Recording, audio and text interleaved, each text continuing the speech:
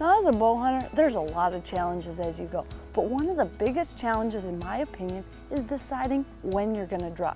If you're sitting on stand, you need to not only decide where you're gonna shoot, but you've gotta figure out where you're gonna draw, or you're gonna get busted by that movement.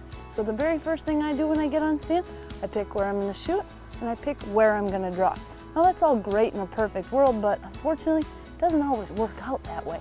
And sometimes you may get to full draw, and for whatever reason, it just doesn't work out. Maybe the deer doesn't finish walking, it's at a bad angle, whatever it is.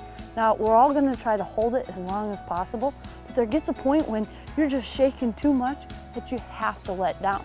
Now, letting down can be noisy, can be a ton of movement, but there's ways to minimize that. And as a bow hunter, it can be huge. So one thing that I learned, in fact, it was a tip from my photographer that taught it to me, and it actually came from a physical therapist. So once you're at full draw and you decide, no, the shot's just not there, most people will naturally just let down. Now, if you drop your elbow first and then let down, you have tons more control. You're using a lot more muscles.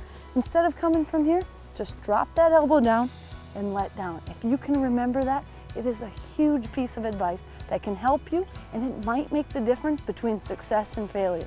You might be able to let down quietly, go undetected, get back to full draw, and get that shot. So if you can remember that simple tip, as a bow hunter, there's gonna be a time you've got to let down, so why not do it the best way possible?